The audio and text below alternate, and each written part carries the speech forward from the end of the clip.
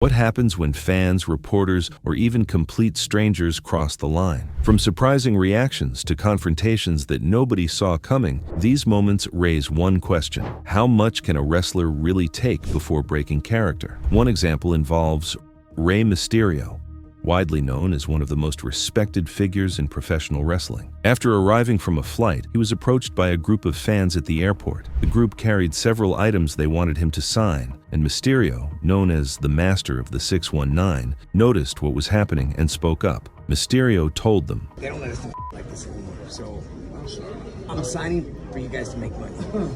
And we appreciate it, honestly. Ray, I've been a fan since I was a little kid, man. The fans come up and ask for an autograph. Well, I actually am a fan. Back in the 80s, dude. That's why I'll sign one. I'm a huge fan, man.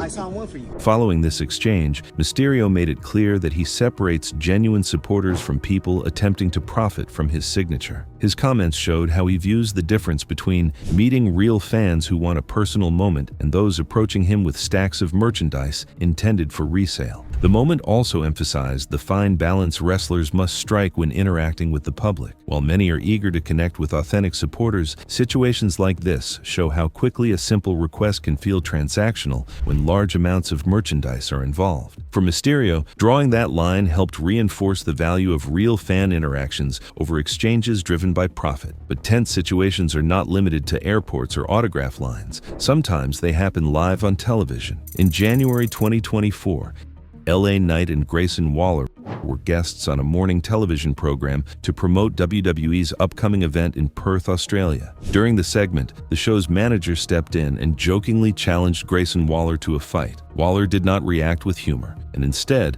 addressed the situation directly. Look, Uh-oh. I don't think you understand. Like, if I come over there right now, we're going to have the police here because I'm not going to give you some fake punch. Like, I'm going to punch you straight in the jaw. The disrespect that you have even talking to me. No, you want to talk to me like this ain't real? Don't act all tough, lad. Don't act all tough. Like, I'm in the middle of this. This exchange demonstrated how quickly a staged or lighthearted setup can escalate when taken seriously. What began as a playful challenge turned into a tense moment, with Waller emphasizing that he would not treat the situation as part of a scripted performance. The clip highlighted the fine line between entertainment and reality when wrestlers are confronted outside the ring. Another example of this tension between fans and wrestlers happened at a meet and greet, where Sasha Banks faced a difficult interaction with someone in the crowd. It shows why it is important not to believe everything found online. During a meet and greet, a fan asked Sasha a question, and she responded sharply. I was New Japan Wrestling training you. I know that you had left WWE because of the creative issues. So Is that the reason? that's what I read. Oh, that's what you read, but you weren't there. So no. So what's the real reason? Why would I tell you? Why would I just tell you? I want to know. Sasha Banks then added and told the fan, "You ain't going to see my interview? You ain't going to read my book? You ain't going to see me?" The fan tried to respond by insisting that they followed her work, but Sasha cut them off, telling them to wait. The fan eventually backed down and ended the interaction by thanking him and addressing him as JJ. This exchange underlined the pressure wrestlers face when personal questions cross into sensitive areas. Sasha's reaction highlighted the frustration that can surface when fans rely on rumors or online speculation rather than respecting boundaries. The situation also showed how quickly a seemingly casual conversation can turn tense, reminding audiences that public interactions with wrestlers are not always predictable. While Sasha's moment showed how tense a meet and greet can become, another situation unfolded with Chris Jericho that demonstrated how heated things can get outside the ring. Chris Jericho is a 7-time world champion in professional wrestling. After an event in New York City, he was confronted by a fan who appeared aggressive and tried to provoke him. The situation happened outside the venue and was captured on video. The footage recorded the fan shouting during the altercation,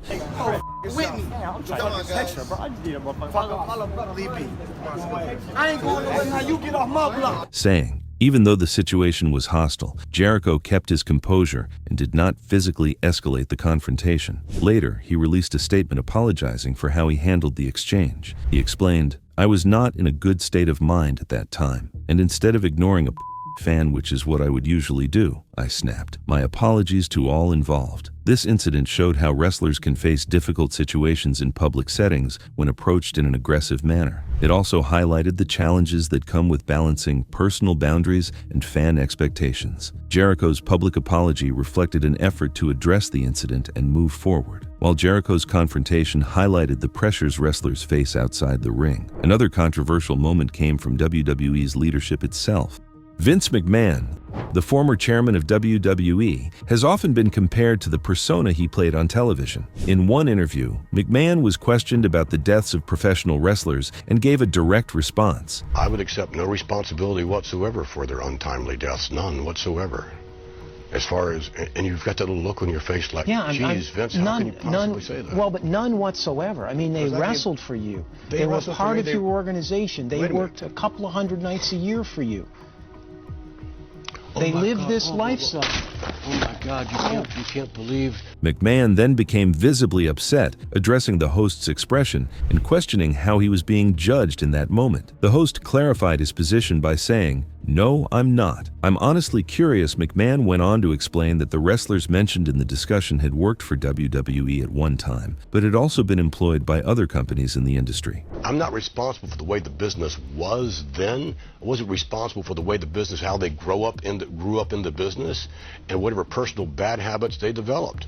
Why am I responsible for that? I gave them the opportunity. This segment has often been pointed to as an example of how unpredictable a live television exchange with a WWE executive or performer can become. While McMahon's interview highlighted controversy at the executive level, another example showed how personal tensions can spill over between wrestlers and members of the public. YouTuber JD from New York had previously criticized Ryback on social media. Sometime later, the content creator attended a wrestling convention where Ryback was also present. JD approached the former WWE performer to request a photo, but the interaction developed in a different way. Really sorry, man. That wasn't totally the producer. And I was joking around with that tweet. No, but you understand though, like, so, Yeah. you sit there and you call me a people, you publicly, you've never met me, you don't know me.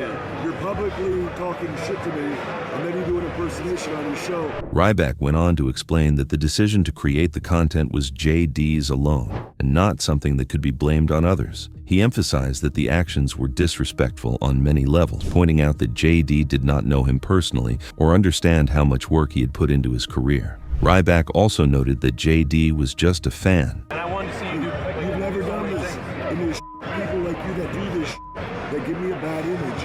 Ask anybody that knows me what kind of human being I am. That keeps me alive. Guys like you go and you fucking do that. Why?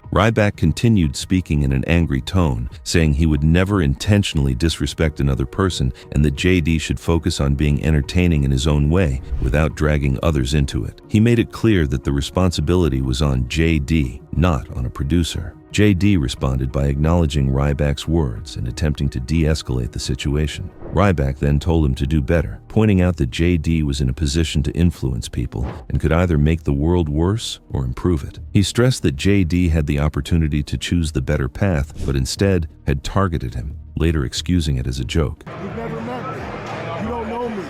You don't, not at all. So I appreciate you apologizing, but you've already done calling me a pussy. People don't know that you've never met me. You don't know me.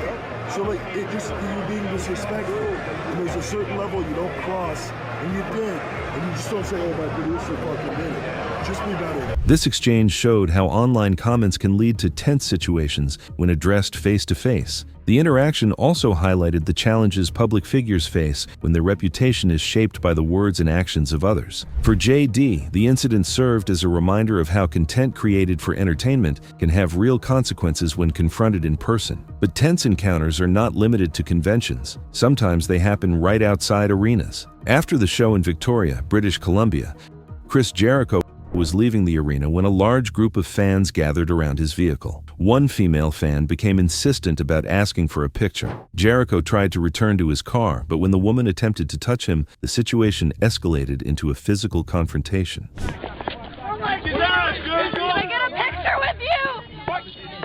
Hey, come on, stand right here. Get him out of What? What are you gonna do? You're an insult to Canadians. Get a picture with you? You make Canadians. Everybody. Oh, shit. Monday Night Jericho!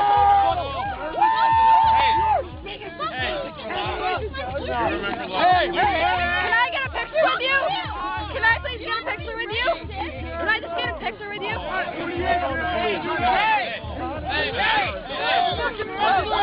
The security guards appeared unprepared to control the situation, and Jericho became visibly upset, at one point even clashing with the guards themselves. He eventually managed to get back inside his vehicle and drove away quickly. This response ensured not only his own safety, but also the safety of the people crowded in the parking lot. The incident reflected the risks that can arise when fan enthusiasm turns into physical intrusion. For wrestlers who already balance demanding schedules and constant public attention, unexpected confrontations can escalate quickly when safety measures are not in place. Jericho's response, though intense, highlighted the challenges performers face when boundaries are not respected in high-pressure environments like crowded arenas. Another WWE wrestler on the list is John Cena.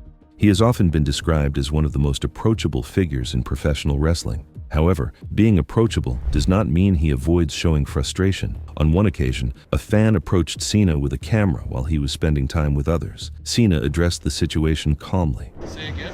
You can't see me like... Can I enjoy some time with my friends? Sorry. Another encounter involving Cena did not end in the same way. A social media personality named Modine noticed him in public and began recording. Are you WWE in it? Yes. Wow, whoa. Okay. Nice to see you. I'm with John Cena at WWE in it. Thank you for asking. Why is that you? Or? No, thank you for asking to take your video. Oh, sorry. Sorry about that. Whoa, John Cena, bro. Even though the fan appeared apologetic at points, he continued filming and waited for Cena outside of the store. Modine continued filming while speaking, and Cena followed up by addressing the behavior directly. He said, "Thank you for asking to film my video and then filming the entire time in the store. I don't care who you are. I don't care what you do." Modine still continued insisting. Speaker's Corner, London. I don't care. I help people. Thank you very much for being respectful. I swear, if you need anything, just let me know. This interaction demonstrated how ongoing recording in public settings can lead to tense exchanges. It also showed the challenges wrestlers face when approached by individuals who blur the line between genuine interaction and unwanted intrusion. Now, we shifts to MJF, who has often been compared to Chris Jericho. Maxwell Jacob Friedman has become one of AEW's most recognized wrestlers. A significant part of his popularity comes from the way fans respond to his abrasive and confrontational style. Well, that's a game plan. You see it happen in football all the time, right? Clock management's pretty important. Outside of the ring, MJF has shown behavior similar to his on-screen character. While checking into a hotel, several fans noticed him and attempted to interact. The situation escalated when MJF confronted them directly and told them to leave, making the exchange tense. Yo, so Mad Max? Anybody tries to get this?